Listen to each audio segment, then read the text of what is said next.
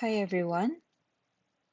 For this particular example, we are given a normally consolidated clay tested on a drain triaxial test,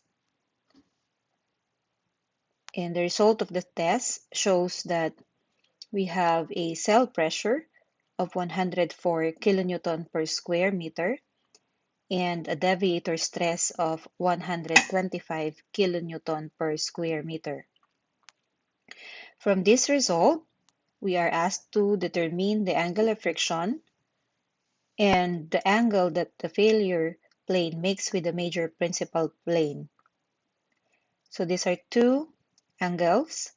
The first one is the friction angle, or the phi, but since this is a drain triaxial test, we can say that we are getting the effective angle of friction, while the other angle is the theta, which is the angle that the failure plane makes with the major principal plane. So if we will consider the Mohr circle developed from this test,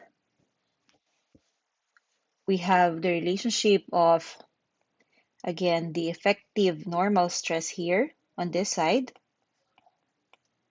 So this is our effective normal stress, while the y-axis is our, of course, our shear stress.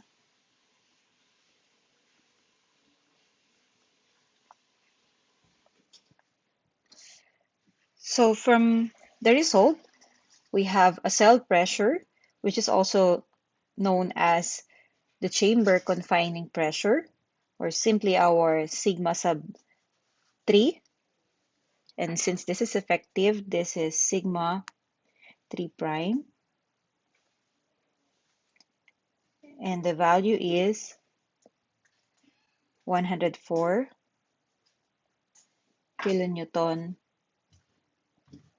per square meter. Then a deviator stress of 125 kilonewton per square meter is given. And so from there, we can solve for our sigma 1 prime, which is equivalent to our sigma 3 prime plus the deviator stress.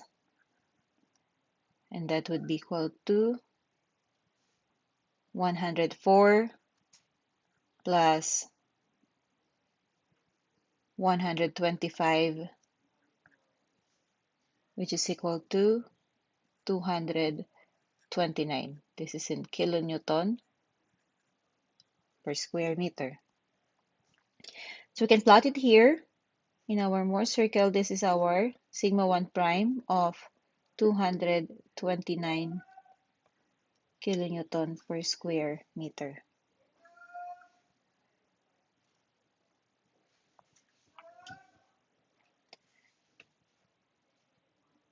So to get the angle of friction, or P prime, which is from this graph, this is our failure envelope. And from the failure envelope, we can solve for the angle of friction, which is the angle, simply the angle here, or here. It's the same. And so to do that, we can simply consider the Mohr circle and the failure envelope, and consider a relationship here from a triangle.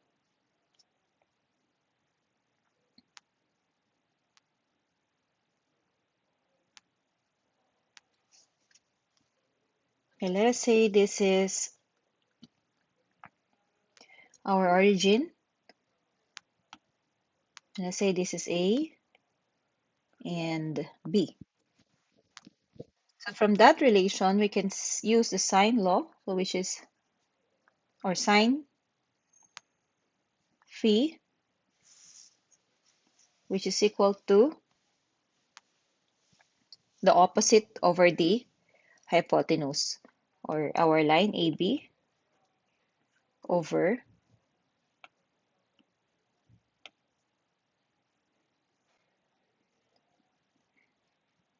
line OA.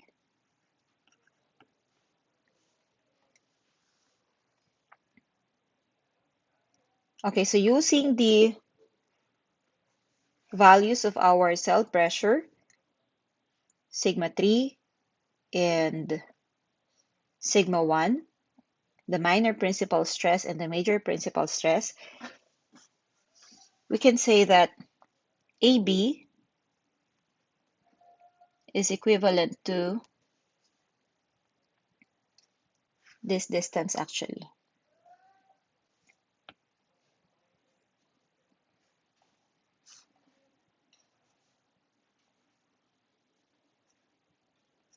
Okay, so since this is the radius of our circle, that is also equal to AB. And to get that, we can use sigma 1 prime and sigma 3 prime, and that will be equal to sigma 1, that's minus sigma 3 divided by 2. So this is like sigma 1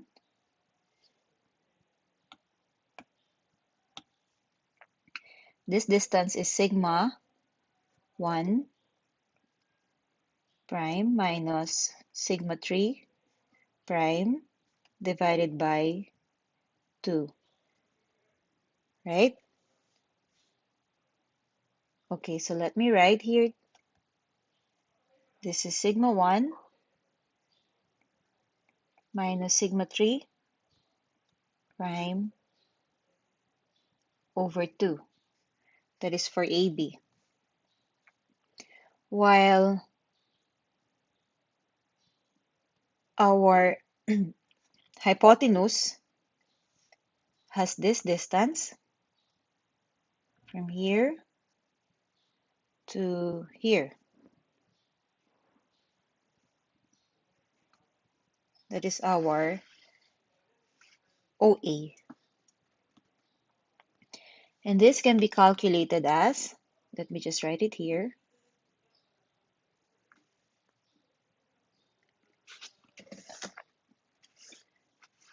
This distance is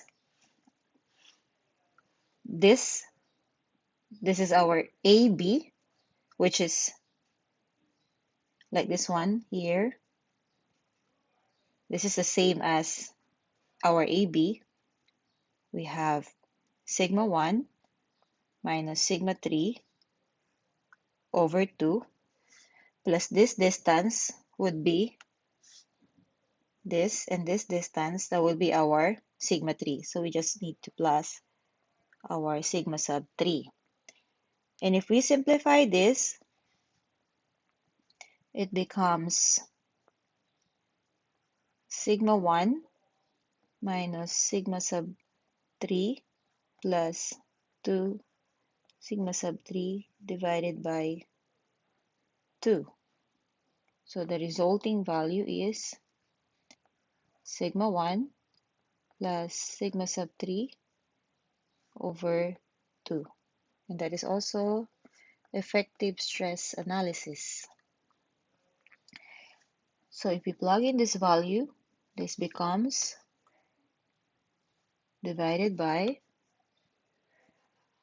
sigma 1 plus sigma 3 prime over 2. And simplifying, we have sigma 1 minus sigma 3 prime divided by sigma sub 1 prime plus sigma sub 3 prime. Sorry.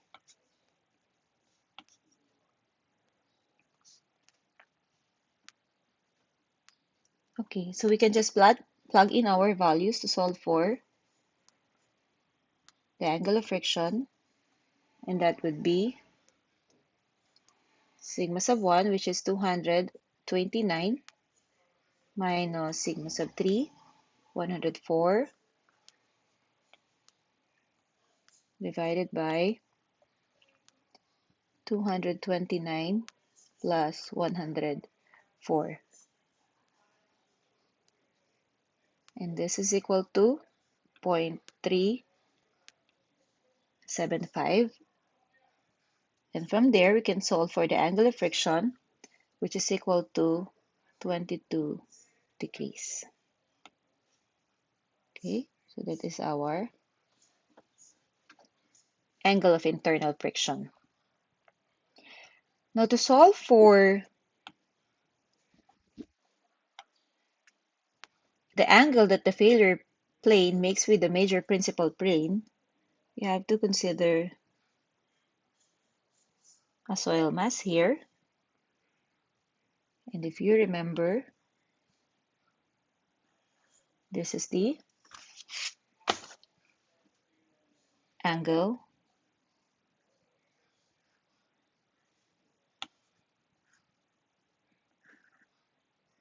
that the failure plane makes with the major principal's plane, because this is our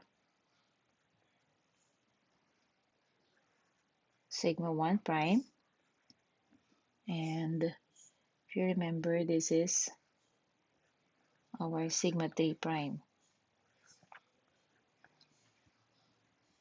And we have a relation for that in solving the theta value,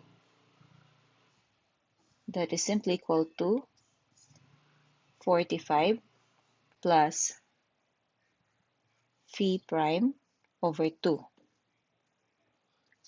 So from here, we can say that the theta is equal to 45 plus 22 over 2, and theta becomes 56 degrees. Okay, so that is the final answers. Thank you.